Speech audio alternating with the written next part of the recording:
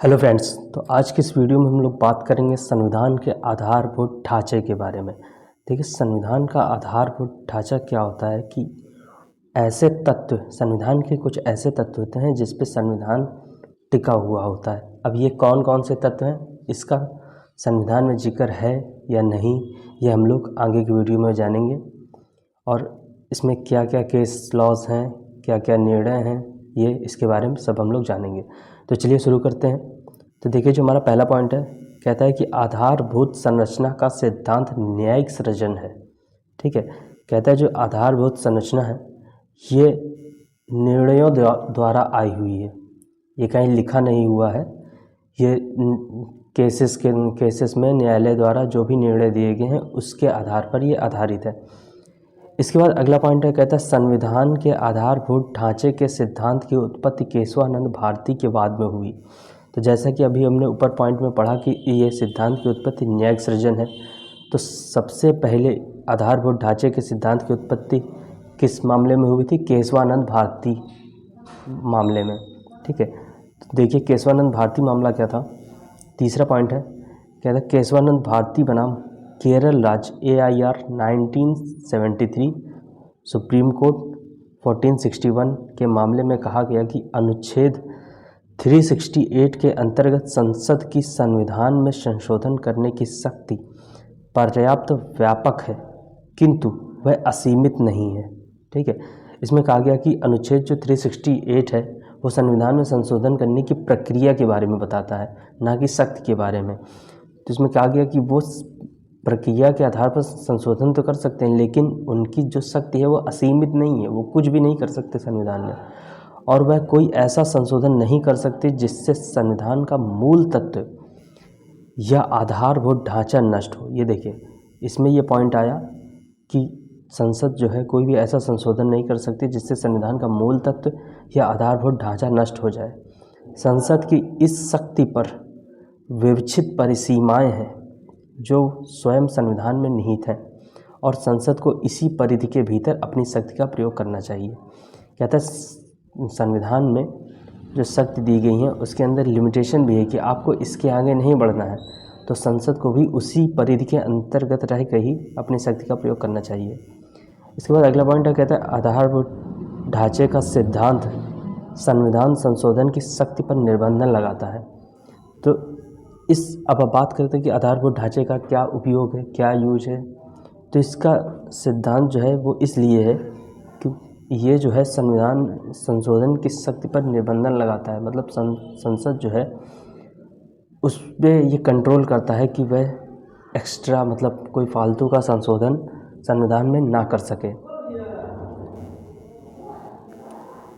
इसके बाद अगला पॉइंट है, देखिए जैसा कि मैंने बताया कि संविधान में कहीं पे भी ये नहीं दिया गया है कि आधारभूत ढांचे के अंदर कौन कौन से तत्व होने चाहिए, लेकिन अलग अलग केसेस में अलग अलग न्यायमूर्तियों ने, जजेस ने कुछ पॉइंट बताए हैं, तो उसके बारे में हम लोग डिस्कस करते हैं। तो देखिए, जैसे अगला पॉइंट है हमारा, मुख्य न्यायमूर्ति श्री सीकरी के अनुसार, ये देखिए न्यायमूर्ति हैं मुख्य न्यायमूर्ति श्री सीकरी, इन्होंने आधारभूत ढांचे के उदाहरण दिए हुए हैं। तो देखिए क्या है, नंबर 1 है संविधान की सर्वोपरिता, संविधान को सर्वोपरि रखा जाएगा। सरकार का गणतंत्रात्मक और प्रजातंत्रात्मक स्वरूप। तीसरा पॉइंट है संविधान का धर्मनिरपेक्ष स्वरूप। चौथा पॉइंट है विधानमंडल, कार्यपालिका और न्यायपालिका के बीच शक्तियों का पृथक्करण। पांचवा पॉइंट है संविधान की परिसंघात्मक प्रकृति। ठीक है, तो न्यायमूर्ति सीकरी ने ये 5 पॉइंट दिए हैं आधारभूत ढांचे से संबंधित। इसके बाद न्यायमूर्ति सेलर और ग्रोवर के अनुसार आधारभूत ढांचे के उदाहरण क्या हैं। यह भी कहते हैं कि संविधान की सर्वोपरिता होनी चाहिए, सरकार का गणतंत्रात्मक एवं लोकतंत्रात्मक स्वरूप और देश की संप्रभुता, संविधान का धर्मनिरपेक्ष और संघात्मक स्वरूप, विधायिका, कार्यपालिका और न्यायपालिका में शक्तियों का विभाजन, व्यक्ति की गरिमा जो भाग 3 में दी गई है, विभिन्न स्वाधीनता और मूल अधिकारों द्वारा सुनिश्चित है, और भाग 4 में निहित कल्याणकारी राज्य की स्थापना का निर्देश है। इसके बाद छठा पॉइंट है देश की एकता और अखंडता। तो सेलर और ग्रोवर ने ये 6 पॉइंट दिए हैं आधारभूत ढांचे से संबंधित। इन सभी आधारभूत ढांचे को किसने समर्थन दिया है? न्यायमूर्ति श्री खन्ना ने। ठीक है, तो न्यायमूर्ति श्री खन्ना जी ने इन सभी आधारभूत ढांचों का समर्थन किया हुआ है, जो पहले इन दो जजेस ने बताया है। इसके बाद कहता है कि केशवानंद भारती मामले में प्रतिपादित यह सिद्धांत अनेक विनिश्चयों में लागू हुआ। देखिए, केशवानंद भारती मामले में आधारभूत ढांचे से संबंधित सिद्धांत प्रतिपादित किया गया। उसके बाद उस सिद्धांत का यूज अलग अलग, उसके बाद जितने भी केसेस हैं उसमें यूज भी किया गया। तो किन किन केसेस में यूज किया गया, तो कुछ इंपॉर्टेंट केस हम लोग देखते हैं। तो सबसे पहला था इंदिरा गांधी बनाम राजनारायण AIR 1975 सुप्रीम कोर्ट 2299 के बाद में सर्वप्रथम, तो ये क्वेश्चन आ सकता है कि सबसे पहले केशवानंद भारती मामले में जो आधारभूत ढांचे का सिद्धांत प्रतिपादित किया गया था, उसका सबसे पहले उच्चतम न्यायालय ने आधारभूत ढांचे के सिद्धांत के आधार पर एक संवैधानिक संशोधन को अविधिमान्य घोषित किया। तो सबसे पहले यूज किस केस में किया गया था? तो इंदिरा नेहरू गांधी बनाम राजनारायण के केस में। ठीक है, इसमें कोर्ट ने क्या कहा? कोर्ट ने कहा कि एक संवैधानिक संशोधन था जिसको अविधिमान्य कर दिया था। ठीक है, इसी आधार पे कि वो आधारभूत ढांचे के विपरीत था।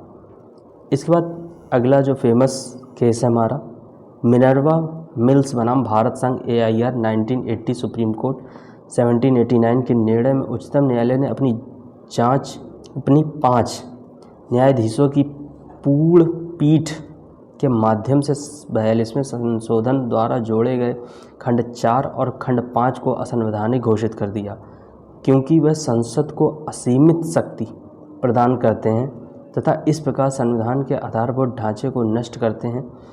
उच्चतम न्यायालय ने स्पष्ट कर दिया कि संविधान सर्वोच्च है, ना कि संसद।